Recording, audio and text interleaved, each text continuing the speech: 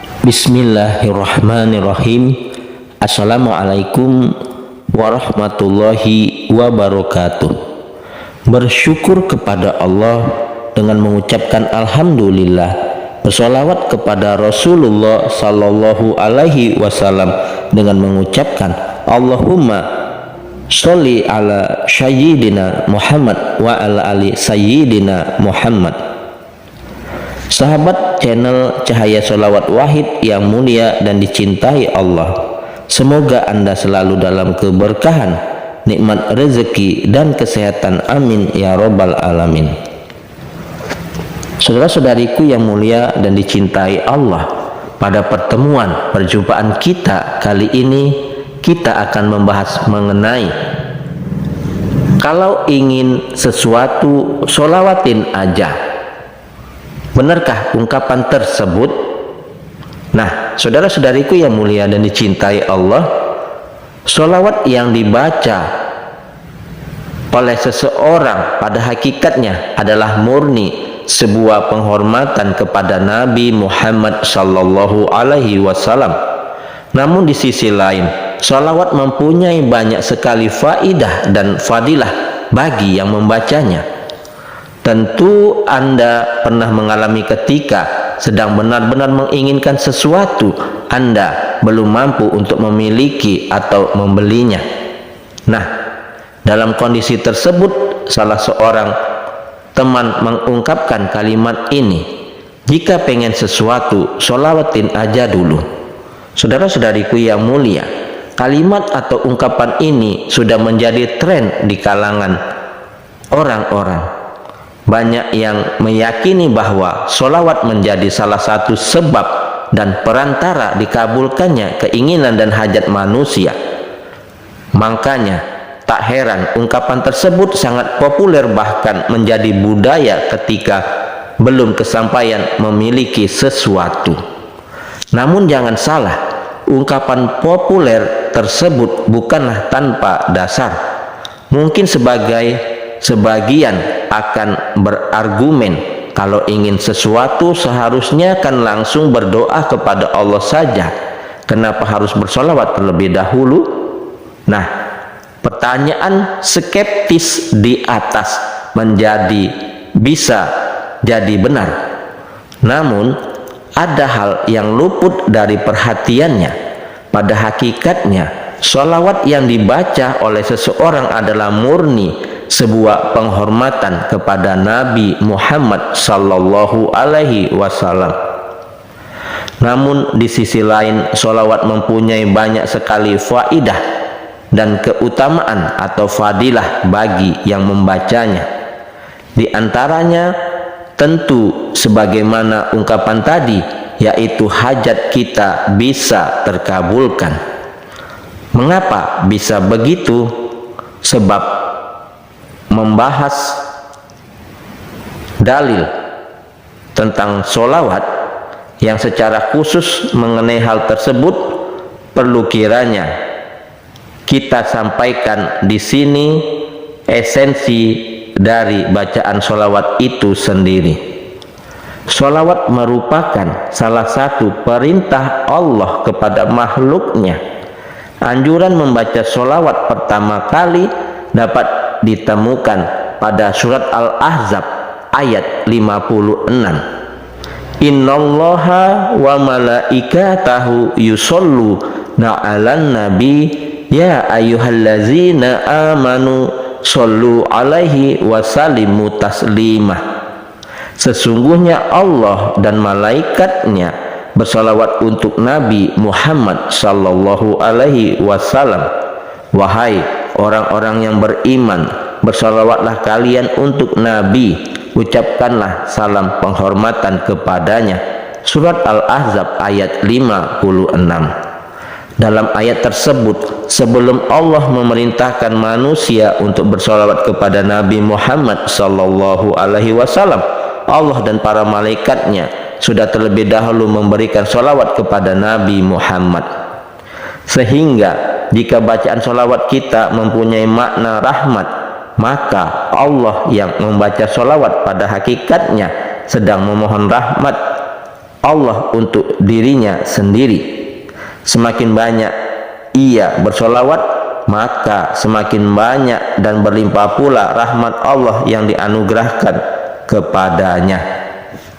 Nah, saudara-saudariku yang mulia, hal ini juga selaras dengan hadis Rasulullah. Barang siapa yang membaca solawat kepadaku sekali, maka Allah akan membalasnya 10 kali. Hadis riwayat Muslim. Sekalipun amalan ini terbilang ringan dan remeh, akan tetapi Allah tidak main-main dalam memberikan balasan. Bagaimanapun, satu solawat dari Allah yang diberikan kepada manusia itu jauh lebih besar dari amalan kebaikan dan ibadah manusia. Jika dihubungkan dengan konteks hajat dan keinginan manusia di atas pun demikian, maka sebanyak apapun hajat dan keinginan manusia dan misalkan akan dikabulkan, tidak akan sebanding dengan solawat atau pemberian Allah kepadanya. Saudara-saudariku yang mulia, sebagai ilustrasi sederhana, pernahkah Anda merasa sangat bahagia ketika mendapat hadiah dari kekasih Anda atau dari seorang pejabat penting yang mempunyai kedudukan yang sangat dihormati oleh masyarakat karena kebaikannya? Tidakkah Anda merasa tersanjung dan bangga mendapatkannya? Pada saat itu pasti segala keinginan Anda tidak akan ada nilainya dibanding dengan satu pemberian tersebut. Saudara-saudariku yang mulia, penggambaran ini juga pernah oleh Ibnu Athaillah As-Sakandari. Beliau berkata, seandainya di sepanjang hidupmu engkau beramal baik, lalu Allah memberikan satu solawat saja, tentu satu solawat itu lebih berat daripada semua amalmu, sebab engkau bersolawat tersebut sesuai kapasitasmu sebagai hamba. Sedangkan Allah bersolawat sesuai dengan rububiyahnya, sifat ketuhanannya, dan itu pun baru satu solawat. Bagaimana jika Allah bersolawat untukmu 10 kali? Sehingga pada intinya, fadilah dan keutamaan membaca solawat sebenarnya jauh lebih besar dari sekedar terkabulnya hajat dan keinginan. Terkabulnya hajat hanya satu bagian kecil dari fadilah solawat. Saudara-saudariku yang mulia, banyak membaca solawat, banyak dikabulkan hajatnya. Adapun secara spesifik dalil yang menunjukkan bahwa dengan memperbanyak hajat, membaca solawat dan keinginan manusia bisa dikabulkan adalah disebut dalam hadis riwayat Imam At-Tirmidzi. Suatu ketika Rasulullah sedang bermunajat di malam hari. Saat itu sahabat Ubay bin Ka'ab juga kebetulan bersama Rasulullah. Rasulullah sallallahu alaihi wasallam bersabda, wahai manusia, berzikirlah pada Allah. Telah datang tiupan pertama yang diikuti dengan tiupan yang mengguncangkan alam. Datanglah kematian dengan apa yang ada di dalam kematian. Mendengar hal tersebut, Ubay bin Ka'ab yang waktu itu berada di dekat Rasulullah pun memberanikan diri bertanya, wahai Rasulullah, sesungguhnya saya memperbanyak solawat untukmu, maka berapa kali saya harus bersolawat untukmu? Rasulullah kemudian menjawab, sesukamu. Kalau 1/4, tanya Ubay. Rasulullah menjawab, sesukamu, tapi jika kamu menambahnya itu lebih baik. Masih belum puas dengan jawaban tersebut, Ubay pun menimpali, kalau 1/3-nya. Jawaban Rasulullah sama, sesukamu, jika kamu menambahnya itu lebih baik. Pertanyaan itu pun diulangi kembali, kalau 1/2-nya, sesukamu, tapi jika kamu menambahnya itu lebih baik. Kalau 2/3, sesukamu, jika kamu menambahnya itu lebih baik. Terakhir Ubay bin Ka'ab pun menjadikan semua salawatnya untuk beliau. Wahai Rasulullah, maka saya jadikan semua salawatku untukmu. Lalu Nabi Shallallahu Alaihi Wasallam bersabda, kalau begitu hajat dan keinginanmu akan dikabulkan serta akan diampuni dosamu.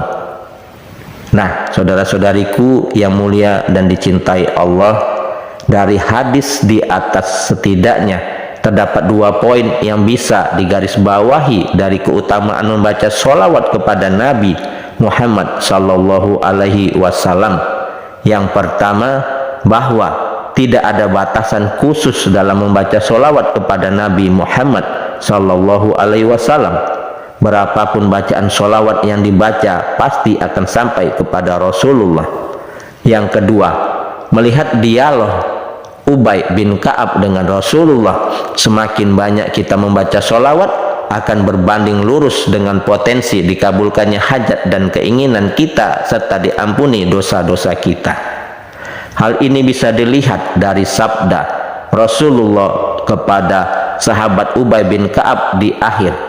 Beliau secara tegas mengatakan bahwa keinginan Ka'ab akan dikabulkan dan dosanya akan diampuni, sekalipun Ubay tidak pernah menyinggung perihal tersebut sebelumnya.